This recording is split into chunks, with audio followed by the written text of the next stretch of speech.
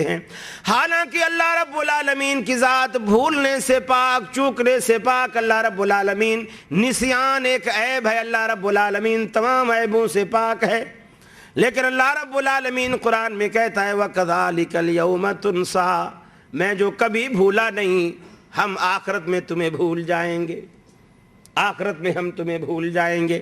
اس بھولنے سے مراد یہ کہ ہم تجھے دوزخ میں ڈالنے کے بعد، تجھ سے بے رغبتی اختیار کرنے کے بعد، جب ہماری رحمت تم سے منہ موڑ لے گی تو پھر ہم تیری کوئی پرواہ نہ کریں گے، ایسے ہو جائیں گے جیسے ہم تجھے جانتے ہی نہیں ہیں۔ لیکن یہ سزا ہوگی کس بات کی؟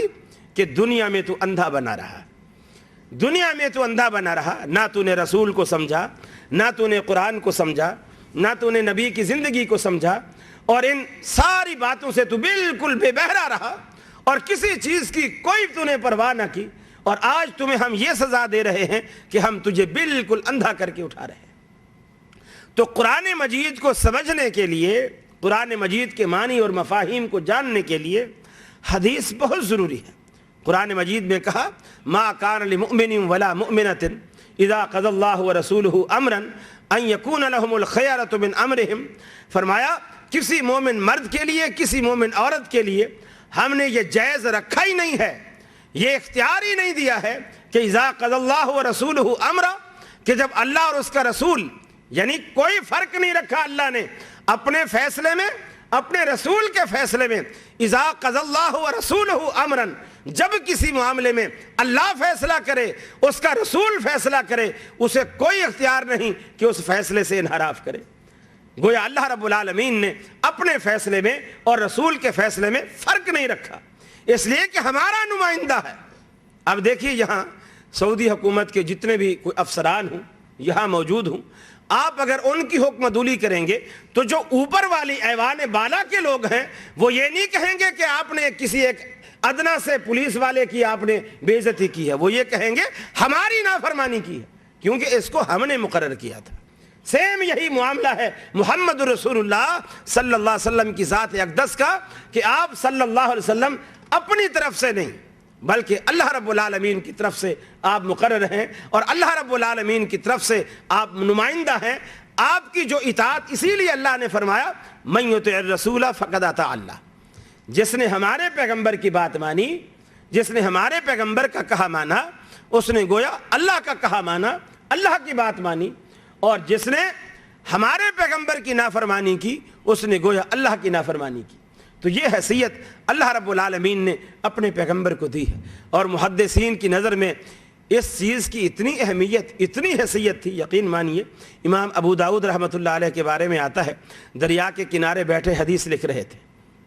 یہ جو ابو داؤد شریف مرتب ہوئی اس کو لکھ رہے تھے، ایک حدیث لکھی، لکھتے رہے، برابر میں کوئی کشتی کھڑی تھی، لوگ اس کشتی میں سوار ہو رہے ہیں، کرایہ کی کشتی سی، یعنی اس کنارے سے سواریاں اٹھاتی تھی، اس کنارے اتارتی تھی، پھر اس پار سے سواریاں اٹھاتی تھی، اس پار اتارتی تھی۔ تو امام ابو داؤد کنارے پر بیٹھے ہیں، ابو داؤد شریف لکھ رہے ہیں، اس کشتی میں سوار سواریوں میں سے ایک شخص کو چھینک آئی، اس نے جب چھینک اسے آئی تو اس نے کہا الحمدللہ۔ امام ابو داؤد رحمۃ اللہ علیہ لکھنے میں مصروف تھے، آواز کان میں آ گئی کہ کسی کو چھینک آئی ہے، اور اس نے الحمدللہ بھی کہا ہے، لیکن مصروفیت کی وجہ سے جواب دینا ذہن میں نہیں آیا، لکھتے رہے۔ جب حدیث پوری ہو گئی اور ادھر سے کشتی بھی نکل چکی، تو پھر یاد آیا کہ یار کسی نے چھینک کہی تھی اور اس پر الحمدللہ بھی کہا تھا، تو میں نے اسے جواب ہی نہیں دیا۔ اے ابو داؤد، اگر حدیثوں پہ عمل ہی نہیں کرنا تو پھر تیرے لکھنے کا کیا فائدہ؟ جب عمل ہی نہیں کرنا تو پھر لکھنے کا کیا فائدہ؟ دیکھا کہ کوئی اور کشتی والا ایک کھڑا تھا، اس کو کہا بھائی وہ کشتی جو دریا کے بیچ میں پہنچ چکی ہے، مجھے اس کشتی تک پہنچنا ہے۔ اس نے کہا انجن ونجن تو ہوتے نہیں تھے، کشتیوں کے چپو سے چلایا جاتا تھا۔ اس نے کہا دیکھو میں اکیلا آدمی ہوں، چپو چلاؤں گا، کوشش کروں گا کہ وہ کشتی سواریوں سے بھری ہوئی ہے اور تو چلو اکیلا ہے، ہماری کشتی تھوڑا لوڈ کم ہونے کی وجہ سے تیز ہو سکتی ہے، لیکن میں یہ گارنٹی نہیں دیتا کہ میں اس کشتی تک جا ملوں گا، بہرحال اپنے طور پر پوری کوشش کروں گا۔ 3 درہم اس کے ساتھ طے کیے، امام ابو داؤد رحمۃ اللہ علیہ نے 3 درہم طے کیے کہ میں آنے جانے کے تمہیں 3 درہم دوں گا. یہ اس وقت یعنی زیادہ کرایہ تھا. ممکن ہے کہ وہ اس سے بہت کم کرایہ لیتا ہو کیونکہ پوری کشتی انہوں نے اسپیشل کروائی تھی. 3 درہم دے کر کشتی میں بیٹھ گئے اور یہ کہا کہ میں بھی تیرے ساتھ چپو چلاؤں گا, تو اس طرف چلا, میں اس طرف چلاتا ہوں تاکہ کشتی کی سپیڈ جو ہے وہ تیز ہو جائے. جیسے دوسرے کنارے پر کشتی وہ پہلے والی پہنچی, امام ابو داؤد بھی دوسرے کنارے تک اس کشتی میں پہنچ گئے.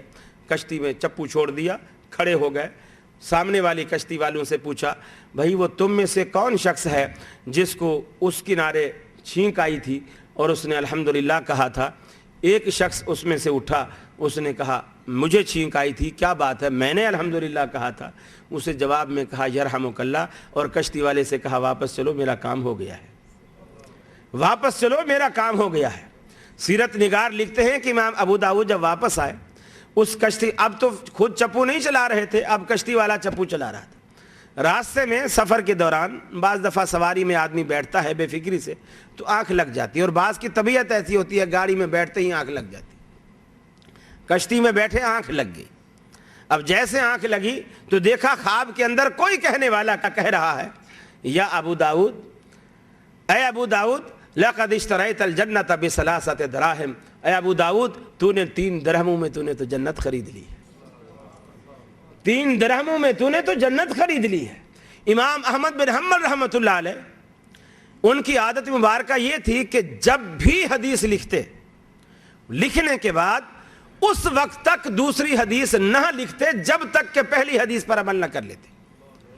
اس وقت تک دوسری حدیث نہ لکھتے جب تک کہ پہلی حدیث پر عمل نہ کر لیتے. لکھتے لکھتے لکھتے ایک دن حدیث آئی. حدیث یہ آئی کہ جناب محمد رسول اللہ صلی اللہ علیہ وسلم نے یہ سینگی, غالباً آپ میرے خیال عربی میں حدیث میں جو اس میں الفاظ ہیں وہ حجام, سوری جزاکم اللہ, حجام کے لفظ آتے ہیں. ہم تو اردو میں حجام یہ بال کاٹنے والے کو بولتے ہیں, لیکن حدیث کی اصطلاح میں حجام وہ سینگی لگانے والے کو کہتے ہیں جو پچھنے یا سینگی لگایا کرتے تھے. زخم جہاں درد یا تکلیف ہوتی ہے اس جگہ پہلے تھوڑا سا کٹ لگاتے ہیں, پھر وہ سینگی اوپر لگا کے پیچھے سے چھوٹا سا سوراخ ہوتا ہے, تھوڑی موم لگی ہوتی ہے, سانس کے ذریعے سے اس کو کھینچ کر اس میں سے ہوا ساری نکال لی جاتی ہے, اور پھر زبان کی مدد سے وہ جو موم ہے اس سوراخ کے اوپر بند کر لیا جاتا ہے, اور ہوا چونکہ اندر سے نکال دی جاتی ہے تو وہ چیز کچھ دیر تک چپکی رہتی ہے, اور اس کے اندر پریشر ہوتا ہے, چونکہ آپ نے ہوا کھینچی ہوئی ہوتی ہے تو چپکی رہتی ہے. تو جسم سے جو کٹ لگے ہوئے ہوتے ہیں اس میں سے خون رستا رہتا ہے اور اس میں بھرتا رہتا ہے, اور جیسے وہ بھر جاتی ہے خود بخود گر جاتی ہے, تو اس جگہ کی جو تکلیف اور درد ہوتا ہے وہ ختم ہو جاتا ہے. تو یہ ایک طریقہ علاج تھا جو اللہ تبارک و تعالیٰ کے رسول کو پسند تھا. البتہ آپ نے ان کی کمائیوں کو اچھا نہیں سمجھا, حالانکہ خود سینگی لگوائی اور اس کا معاوضہ بھی دیا, لیکن آپ نے اس کو اچھا نہیں سمجھا, اس کو پسند نہیں فرمایا. لیکن امام احمد بن حنبل رحمۃ اللہ علیہ نے جب اس حدیث کو لکھا کہ اللہ کے رسول نے سینگی لگوائی, اور عادت یہ تھی کہ جب تک اس حدیث پر عمل نہ کرتے دوسری حدیث نہ لکھتے. کئی دن گزر گئے, علاقے میں پوچھا یہاں کوئی سینگی لگانے والا ہے, کوئی حجام یہاں پہ سینگی لگانے والا ہے. پتہ چلا کسی نے بتایا وہ یوں جاؤ بستی میں فلاں جگہ ایک بندہ رہتا ہے, وہ یہی کام کرتا ہے. اس کے پاس گئے, جی سلام, وعلیکم السلام, جی مجھے سینگی لگوانی ہے. اب وہ لے کر آیا, اس نے کہا جی آپ کو کہاں درد ہے؟ اب سینگی تو کسی تکلیف سے لگائی جاتی ہے, آپ کو کہاں درد ہے؟ کہنے لگے بھائی درد تو کہیں نہیں, میں نے حدیث پڑھی ہے کہ اللہ کے رسول نے سینگی لگوائی تھی, جہاں دل کرتا ہے لگا دے. میں نے صرف حدیث پر عمل کرنے کے لیے سینگی لگوانے کے ارادے سے آیا ہوں, درد کہیں نہیں ہے. لیکن میری عادت یہ ہے کہ اگلی حدیث اس وقت تک نہیں لکھتا جب تک پہلی پہ عمل نہ کر لوں. ابو ہریرہ رضی اللہ تعالیٰ عنہ کہتے ہیں میں نے رسول اللہ صلی اللہ علیہ وسلم سے جتنی حدیثیں سنی ہیں میں نے سب پر عمل کیا ہے الحمدللہ, لیکن ایک حدیث ایسی ہے جس پر میں عمل نہیں کر سکتا. اللہ کی طرف سے گویا میں مجبور ہوں, میں عمل نہیں کر سکتا. وہ کیا؟ فرمایا کہ ایک حدیث ہے کہ رسول اللہ صلی اللہ علیہ وسلم نے اپنی نواسی کو امامہ بنت زینب، اپنی نواسی کو جو حضرت زینب رضی اللہ تعالی عنہا کے بطن سے تھی، ان کی بیٹی تھی، ان کو اٹھا کر اللہ کے رسول نے نماز پڑھائی۔ اللہ نے مجھے کوئی نواسی نہیں دی جسے میں اٹھا کر نماز پڑھاؤں۔ اس حدیث پر میں عمل کرنے سے قاصر ہوں، اس لیے کہ اللہ نے مجھے کوئی نواسی دی ہی نہیں، اللہ کے رسول نے اپنی نواسی کو اٹھا کر نماز پڑھائی۔ تو یہ حدیث کی اہمیت ہے صحابہ کے کرام کے دلوں میں بھی۔ رسول اللہ صلی اللہ علیہ وسلم کی دنیا سے رخصت ہونے کے بعد، آپ جب دنیا سے رخصت ہوئے، سب سے پہلا اختلاف صحابہ کرام میں، دیکھیے اختلافات آج ہمارے ہاں بھی ہوتے ہیں، سب سے پہلا اختلاف جو صحابہ کرام کی زندگی میں ہوا رسول اللہ صلی اللہ علیہ وسلم کے رخصت ہونے کے بعد، وہ اختلاف یہ تھا کہ حضرت عمر فاروق رضی اللہ تعالیٰ عنہ نے مسجد نبوی میں کھڑے ہو کر اعلان کیا کہ جو شخص یہ کہے گا کہ اللہ کے رسول فوت ہو گئے ہیں، میں گردن کاٹ دوں گا، آپ فوت نہیں ہو۔ سب کہہ رہے ہیں فوت ہو گئے۔ حضرت عثمان ایسے پریشان بیٹھے ہیں کہ آنے والا انہیں سلام کرتا ہے، وہ سلام کا جواب تک نہیں دے پاتے، مدہوش بیٹھے۔ صحابہ کرام پریشان ہیں۔